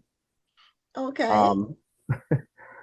My book is titled Planet Storyland because people tell stories every day, and there's roughly over 7 billion people in the world. So I guess there's probably billions of stories told every day. So that was the purpose of the title Planet Storyland. But the way this story started is that I had a question, and the question was, what would a kid from another planet think about how we live here? And so it turns out that I really just started with not really trying to write a story. I was just trying to answer the question, but it went on for 7 years. So it took me 7 years to answer that question. But nevertheless, the point of the story is that the boy, his name is Quentin, wants to come to Earth because he wants to see with his own eyes how we live. And he has a discussion with his father, and his father wanted to make sure that he understood what he was getting into if he came here, because as his mother stated, they're conducting business down here. And, you know, life is a little bit different there. So Quentin decides that he's going to come here anyway, and he wants to help us out because he realizes that on Earth, people live in suspense. And he wanted to help us level the playing field. So basically, this book is about leveling the playing field, and it's about writing. And writing is the most important, most powerful communication tool that exists on Earth. And there's 7 building blocks to writing. It's not just the alphabet. It's not just the numbers 0 through 9. It's not just punctuation marks. It's not just the periodic table. It's not just musical symbols. It's not just mathematical symbols, but it's also drafting lines. And those particular writing blocks make up everything that we see and are able to create. And so a person literally can teach themselves just by working on whatever it is over and over again until it turns out to be exactly the way they want to. Just like when I wrote my book, it took me 7 years because it just seemed like there was a lot of holes and it needed to be filled. But the main thrust of the story is about writing, even though it's a fictional story. Now, do you have a scientific background? None. Because I see the solar system with planets behind you, and I'm wondering what's the significance of that. I'm about to say, I just think you have a scientific interest. Yeah, that's what. Well, actually, I have an interest in everybody enjoying themselves while they're alive. And so far as I know, the best way to do that is to get people to understand that writing is something that they can teach themselves. And being able to teach yourself that, you're able to also not only become like a student, you become the teacher as you progress through your learning of whatever craft you're trying to perfect, whether it be creating music, which requires musical symbols. I mean, if you're really going to learn the craft, if you're going to build a home, which is learning drafting, along with learning math as well. It's just like our own history. One of the things that when slaves were brought here to America, they weren't allowed to learn the language. They weren't allowed to learn how to read or write. And the reason why is because by learning that levels the playing field. You're able to understand what it is that is going on around you and having some say in it and being able to figure out how to work with it. But if you don't know the language, what do you have? Yeah. Spoken word is a powerful tool too, but it doesn't have the permanence of writing. Yes, with writing makes what we imagine that is invisible, visible. That's the power of writing. And all of us have an imagination. Most of us are capable of writing, whether it be drawing or whatever, but that's the one thing that we can all work on. It didn't even, school started with someone who hadn't been to school. You get what I'm saying? The books were written by people who hadn't had books before. They just started writing stuff down, and later on they become books. So these are things that we can actually teach ourselves this. There are amazing people all over the globe creating stuff out of just scrap materials. There's some cousins that live in Africa that were able to build a prosthetic arm. There was a member of their, a relative of theirs that had part of their arm decapitated. And they sat up there and figured out how to make this machine that went over their body and connected to the arm so that this person could actually use their limb. And they just made these things out of scrap materials that they found scattered along the highway. So excuse me for being a little bit nervous about this, but there's just so much to this, but it's really kind of simple. People just need to learn how to write, because if they learn how to write, it's the most powerful communicative tool that they could have.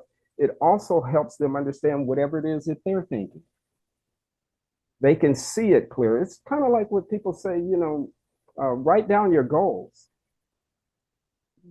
Right, you get the visual of it, and that reinforces it.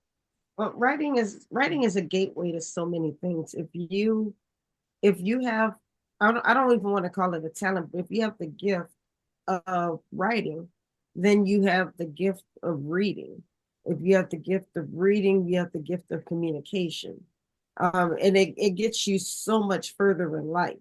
So I'm totally with everything that you're saying right now. I just really do believe that kids don't really have to look forward to trying to follow some sort of educational pathway. They can pretty much teach themselves just about anything they want to know. It's really based upon their desire to learn, because it's like having a teacher that is really enthusiastic and having a boring teacher. You just got to hope that you're going to find that you're going to have that good teacher in front of you when you're trying to learn something. But if you just have the passion, the drive to do it, you teach yourself, like many musicians have, or athletes have. They just keep at it and keep at it and keep at it. And I think that's just something that needs to be emphasized, is that you do have the power within you to not only teach yourself, but to feel like, there's nothing better than being alive, no matter what's going on, because we're in like testy times here these days. And there's a lot of protesting and a lot of people that are upset. And I think the best hope to give people is just to let them know that, the power is within your hands. Mm-hmm. You don't really have to hope that the institutions that are available to us are necessarily our only choice. Our main choice is having faith and confidence in our own abilities. Well, what we say often on this show is that the thing about, and we're both authors, Rhonda and I are both authors, multi-published, but for a number of years.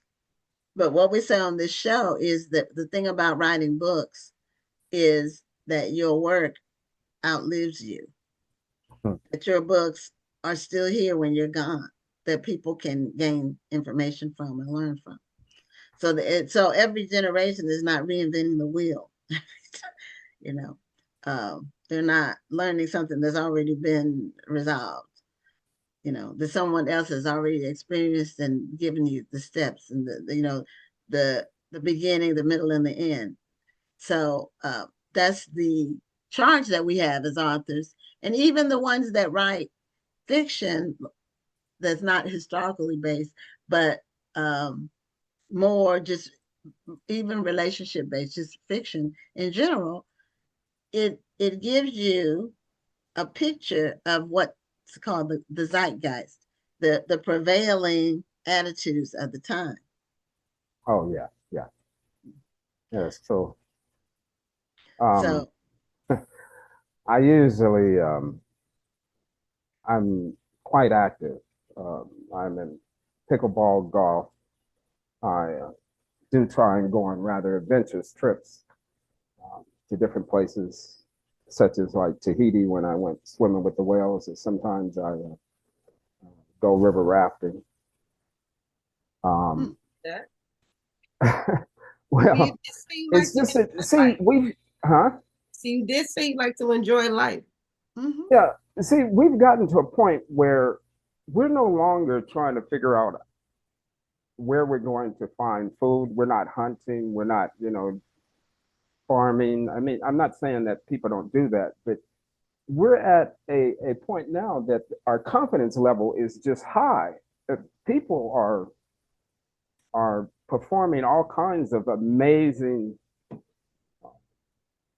things these days. It's just like there's a black astronaut that will be going up in the Artemis 2. I believe it's next month, which is, I'm not sure if you've ever seen one of those rockets, but I just recently went to Huntsville, Alabama to take a look at the one of the rockets that had never been sent up.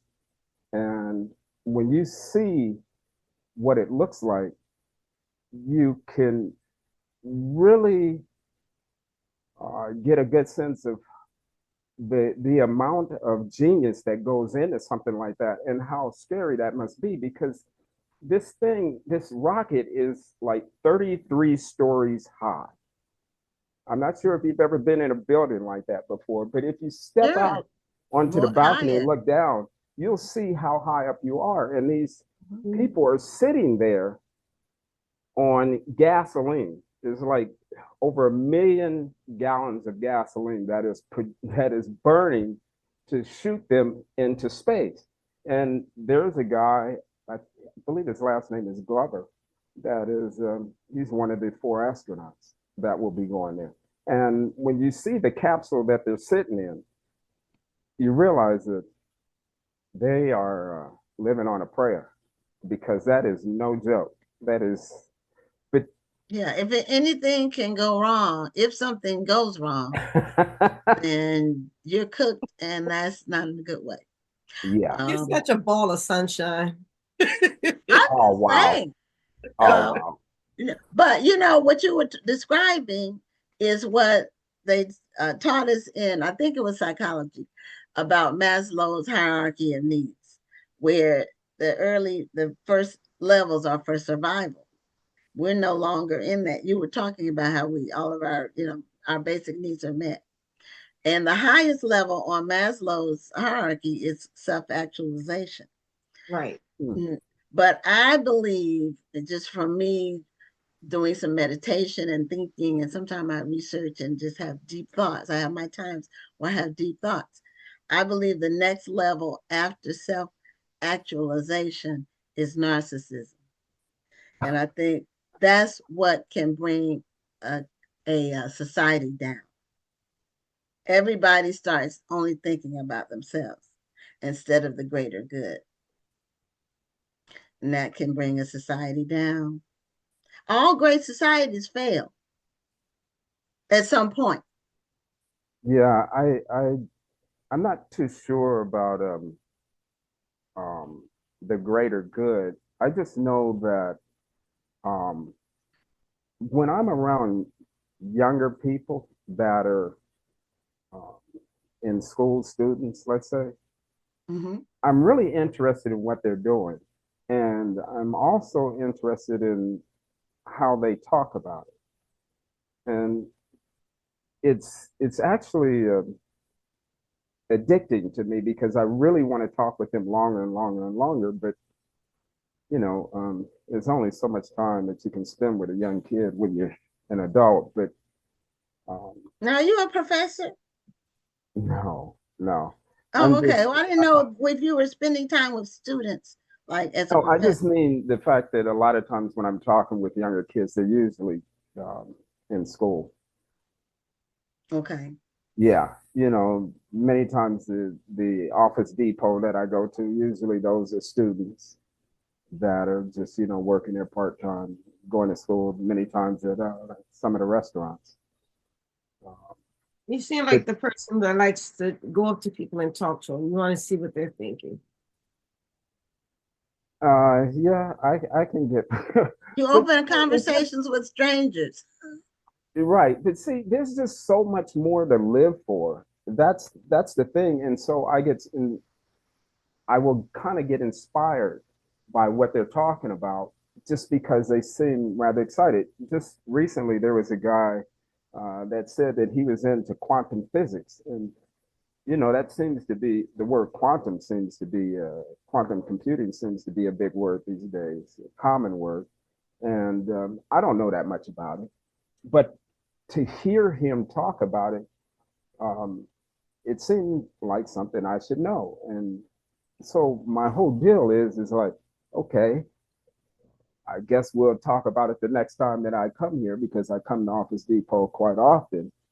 But it's just inspiring them to know that they can figure out how to have a life that they can be proud of, and that they don't have to feel like the world is so strange to them, or that they're not as comfortable as they should be in it, because they should be comfortable. They're not here by accident, and they have we have the top of the line body structure, and we have imagination, which no other living being has, and all they have to do is just utilize it. And writing is the perfect um, medium for them to expose what it is that they're thinking about, and they can get a chance to look at it and see if that's the direction that they want to go, or maybe they just need to work on it a little bit more, and so that it turns out to be right and workable. Okay, so is Planet Storyland your first book? Yes, it'll probably be my only book. I just wanted to write that one. It was something that I had to get off your chest. Well, you can say that it was an extreme challenge because I didn't know it was going to go that route. I really thought in 30 days it was going to be done. It's just a question that I was answering. And the next thing I know, it just kept going on and on and on and on and on. I just couldn't quit until I was sure that I'd answered the question. So, well, you never know, because my first book going on, and you go ahead and you put them on paper. You may wind up inspiring someone else. Yeah, I mean, you don't have to be an author forever, but you may have written something that's going to inspire thought in somebody else. And that's a good thing, because I can tell you, inspiration feels great. Sometimes it won't even let you go to sleep because that's true. That's true. That is true. And a lot of authors, or multi-published authors, thought they were one and done when they did their first book, me included. When I did my first book, it was even though I had been writing really all my life, but I had written short pieces, commentaries, news articles, things like that. I hadn't, written a book. So it was based on being inspired by a situation and then looking at the big picture. And I thought, once I did it, this is my book, my one book. And then another idea came to me. And I've been having ideas ever since. And I'm 15 books down, working on 16. So you never know. You said you answered that question. Okay, you might have some other questions you want to answer, and that will be your inspiration for the next book. That's possible. It's possible. I just really want to get around to talking to students about writing. Now, have you ever thought about teaching? You seem like you really have a heart for that. Working with young people. No, I thought of just being a guest in a classroom or an auditorium and talking to the students and showing them some of the amazing things that the human mind creates, such as, jumping out of an airplane, parachuting. I've done that a couple of times. God bless you. God bless you. I was in the Army 23 years and I'm still not jumping on anybody's airplane. Well, I can just tell you this much. You know, we've gotten to a place now where we're actually at a very, very high confidence level. And we're also at this point where once artificial intelligence came out, it was like the writing on the wall for me. We can no longer allow ourselves to sit back and let somebody else lead us. We have to lead ourselves, and that means educating ourselves.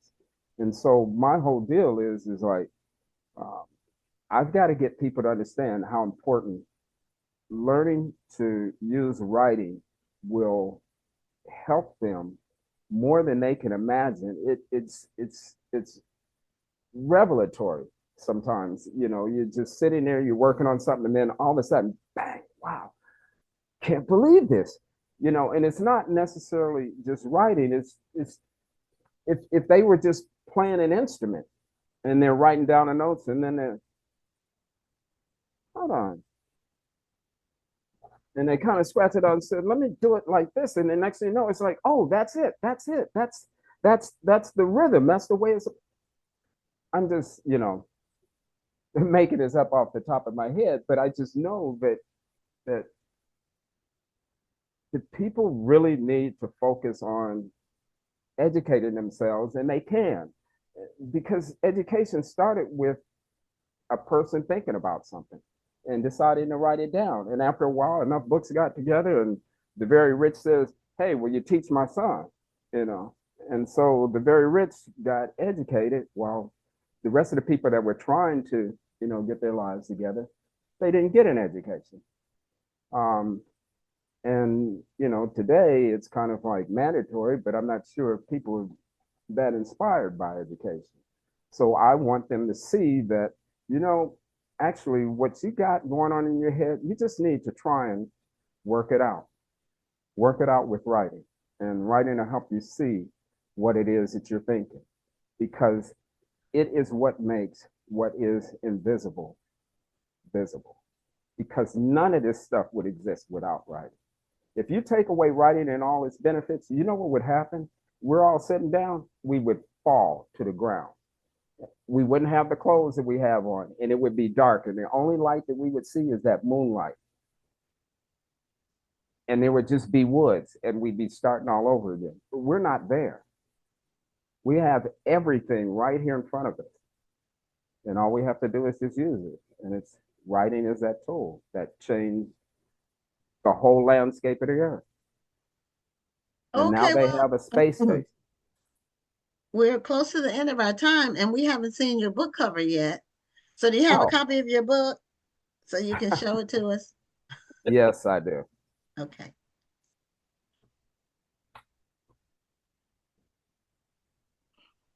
Planet Storyland. That looks like is that a spaceship, or is it like a big computer like room? No, that's a kid. No, I mean on the sides. I know it's a kid in the middle. I meant the part on the side. No, on the sides is bookshelves. Okay, books. So they are books. They are books. It is what it looks like. It looks in a way. It looked kind of like a spaceship size of was some kind of space thing. Could be, you know, you create things in your mind. So, well, congratulations on the book. When did the book come out? No, it's been out. Oh, okay. It's been out for a while. It's on any online platform that you could sign on to. Okay. All right. So we did also put your link. I'm sorry? We did put your link in the chat. So our viewers can click the link to get more information on your book. Oh, that's right. Yes. Mm-hmm. Yeah. I do want to point out one thing. I noticed that you all are wearing Seahawks. Yes. Go Hawks. I love that. Were you a Patriots fan? Did we insult you?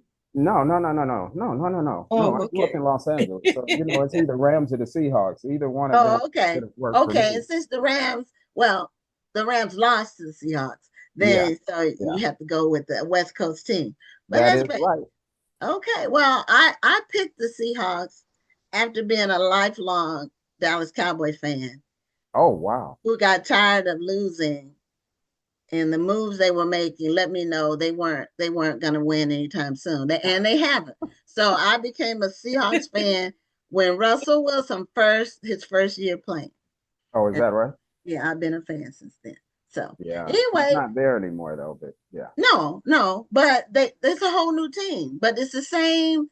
The attitude's back, the mystique is back. So that's yeah, they're a very, very strong team. I expect them to win the Super Bowl. That's who I'm rooting for anyway. Okay, well, good. We great. Together. Yeah, go Hawks! Like I said. So anyway, we're at the end of our time. Thank you so much for being a guest on the show. Thank you. Giving us some things to think about. Hopefully. Oh, Good night. okay. Have a great night. All right, you too. Thank you very much. Bye bye. Well, that's the end of this week's show. We'll be back next Tuesday, and we've got all of our shows for the month of February are completely booked. In fact, March is mostly booked. It's a lot of new books coming out, and just people want to promote their stuff. Black History Month, it's full of books, mostly not historical, but some that are. So anyway, we will see you next Tuesday on another episode of Black Authors Matter TV. I'm Gwen Richardson signing off. And I'm Dr. Rhonda Lawson. Have a wonderful evening and a great week. You know what? We both forgot. You let the man in. We had to have our outro.